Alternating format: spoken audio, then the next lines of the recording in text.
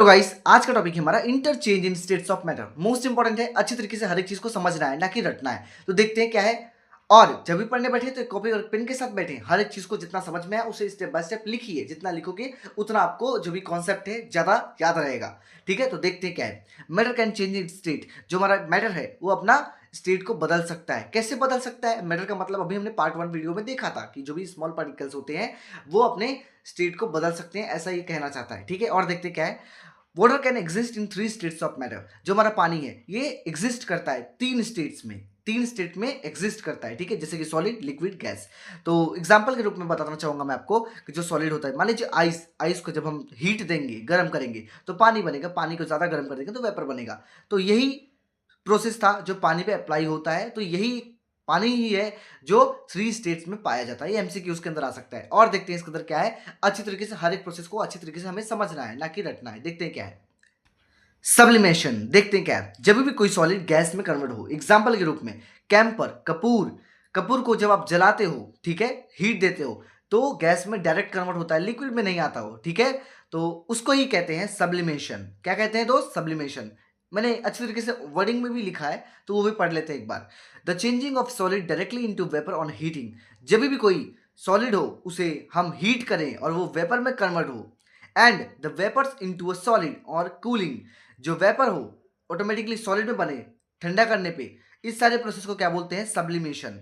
Example के रूप में कैम्फर एंड आयोडीन। कैम्फर का मतलब आपको कपूर पता ही होगा अच्छे तरीके से।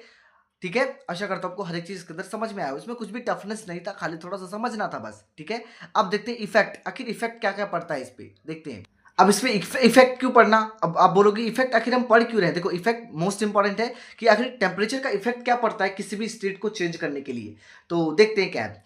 When we heat a solid, जब हम सॉलिड को हीट करते हैं तब the effect of temperature depends on the what kind of solid it.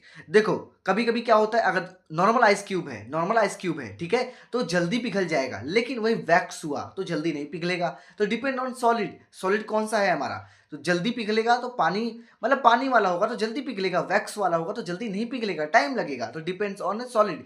Temperature हम देंगे सेम टू सेम, लेकिन टाइम लगता है सॉलिड की वजह से। सॉलिड क्यों? क्योंकि सॉलिड के अंदर जो भी पार्टिकल्स हैं वो डिपेंड करते हैं कि पानी वाले हैं कि वैक्स वाला है। तो वो जल्दी, कोई जल्दी पिघलेगा, कोई लेट पिघलेगा। और देखते क्या है। When we increase the temperature of a solid the particles gain more energy and start moving faster. तो सिंपल सी बात यही है, इसमें यही कहा गया है कि जब भी हम सॉलिड को गर्म करते हैं तो उसमें क्या होता है, जो भी उसके पार्टिकल्स होते हैं बहुत तेजी से मूव करते हैं। और मूव करने के कारण मूव करते करते करते करते इतने ज्यादा मूव करते हैं कि वो आगे जाने लगते हैं, बहुत ज्यादा मूव करते हैं। सिंपल सी बात यही है।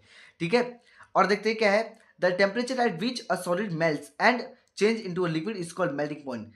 जब भी कोई सॉलिड मेल्ट होता है और वो लिक्विड में चेंज होता है, उसको मेल्टिंग पॉइंट कहते हैं। ध्यान रखिएगा आप।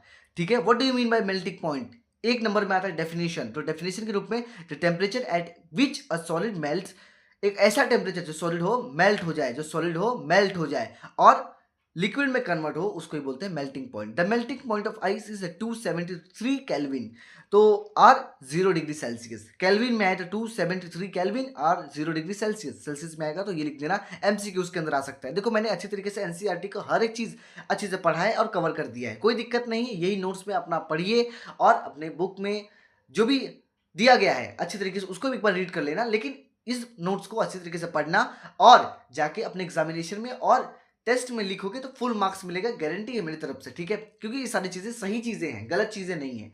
ठीक है, और प्लीज बताना आप कमेंट सेक्शन में कि आपको हर एक चीज स्टेप बाय स्टेप समझ में आ रहा है कि नहीं आ रहा है। आप जब ये बोलोगे कि हाँ भैया मुझे समझ में आ रहा है, तो मुझे बहुत अच्छा लगता है कि हाँ मैंने जो पढ़ाया है बच्चों को समझ में आ रहा है।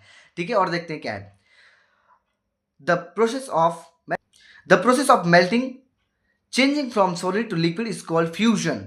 जब भी कोई चीज सॉलिड से लिक्विड में कन्वर्ट होती है उसको फ्यूजन भी हम कह सकते हैं। ठीक है, प्रोसेस ऑफ मेल्टिंग याद रखिए, एक मेल्टिंग का प्रोसेस हो जब सॉलिड से लिक्विड में जा रहा है, सॉलिड से लिक्विड में जा रहा है, ठीक है, तो उसको फ्यूजन भी बोल सकते हैं। ये भी एक नंबर में आता है। और देखते हैं क्या है इसके अंदर। अब दूसरा पढ़ेंगे effect of change in pressure. आखिर जब सॉलिड पे हम प्रेशर लगाते हैं तो क्या दिखता है, क्या क्या चीजें होती हैं, वही हम इसमें सीखेंगे। ठीक है, देखते क्या है। बाय इंक्रीजिंग और decreasing pressure we can see the state of matter. हम इसमें जब भी इंक्रीज करेंगे, डिक्रीज करेंगे प्रेशर को, तो हम देखेंगे changing of states of matter, कि आखिर जो भी स्टेट ऑफ मैटर है वो चेंज होगा, जो मैटर का स्टेट होगा वो चेंज होगा। कैसे होगा देखते हैं एग्जाम्पल के रूप में। When we applying high pressure and lowering the temperature can turn gas into a liquid.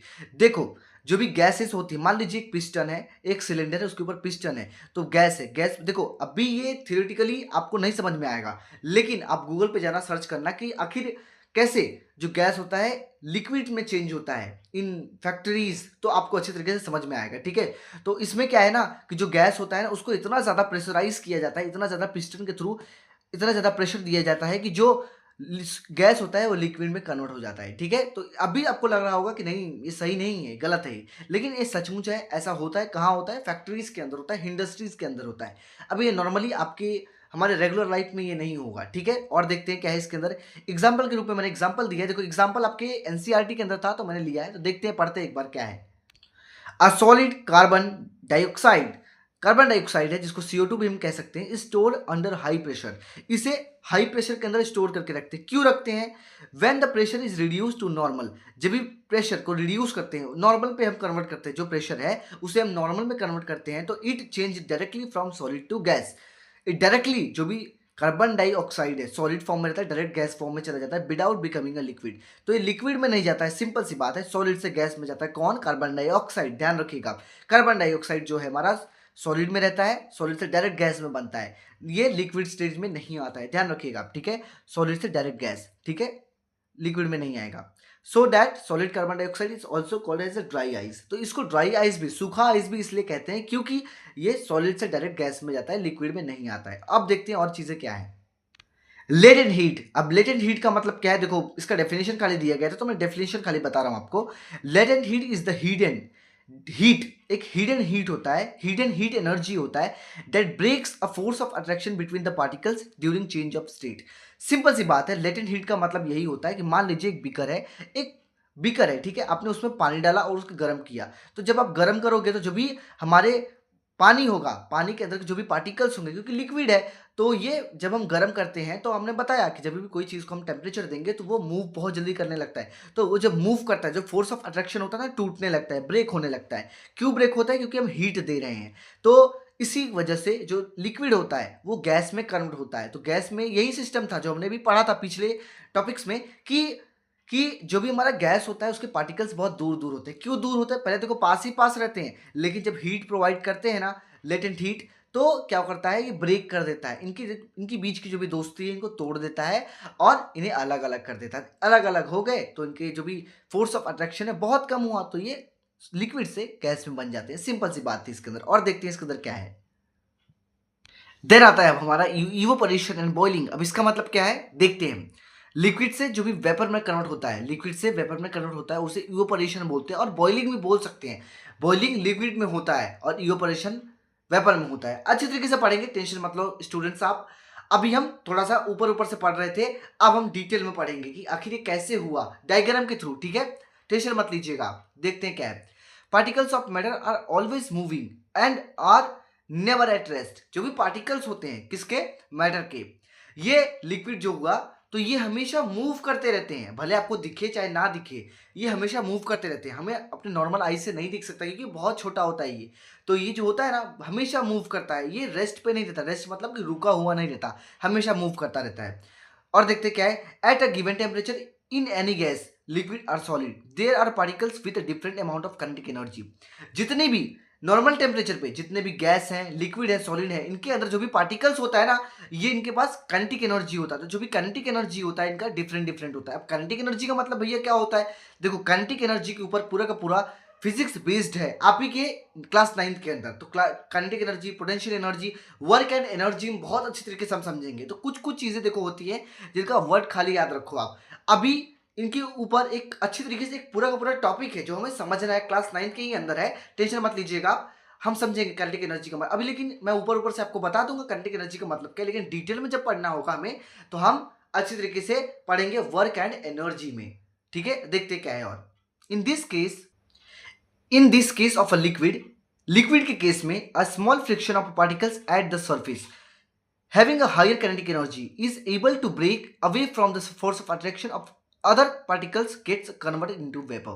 देखो सिंपल सी बात है, इस चीज को हम अच्छी तरीके से डायग्राम के थ्रू समझेंगे, जिसको आपको अच्छी तरीके से समझ में भी आए और हर एक चीज स्टेप बाय स्टेप याद भी हो जाए। देखते हैं क्या है।